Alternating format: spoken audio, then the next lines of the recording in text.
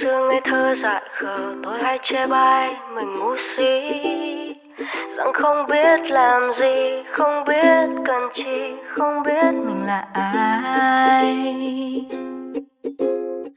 Bao năm bon chen ngoài đời soi gương nhìn vẫn thế, đâu vẫn dối bù xù thân bé unu cứ sai đi vì cuộc đời cho phép, và cứ yêu đi dù rằng mình ngu si. Ai lừa ai hơn ai, giận ai thù ai cho qua đi.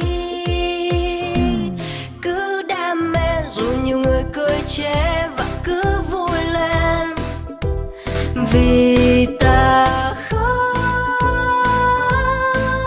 cô đơn.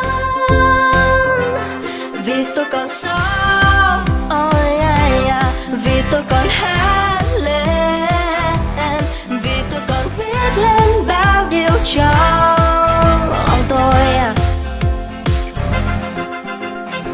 Bao năm bon chen ngoài đời soi gương nhìn vẫn thế, đâu vẫn dối bù xù thân bé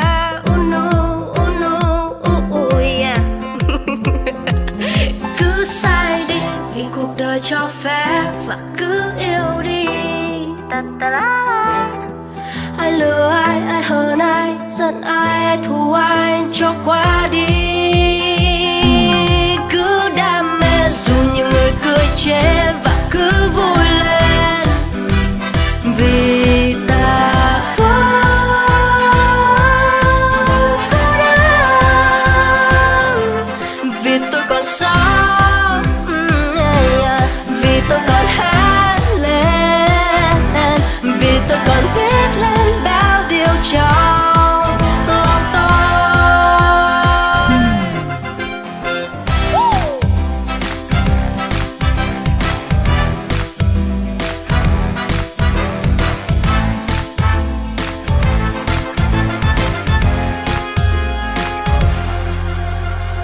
Mãi đây khi tôi dần dần quên đi mình là ai, nhờ ai đó gần bên, ai đó hát lên những bài ca tôi viết.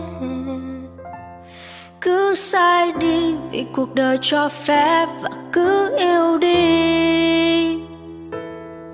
Ai lừa ai hơn ai, giận ai thù ai cho qua đi. Cứ đam mê dù nhiều người cười chê, và cứ vui lên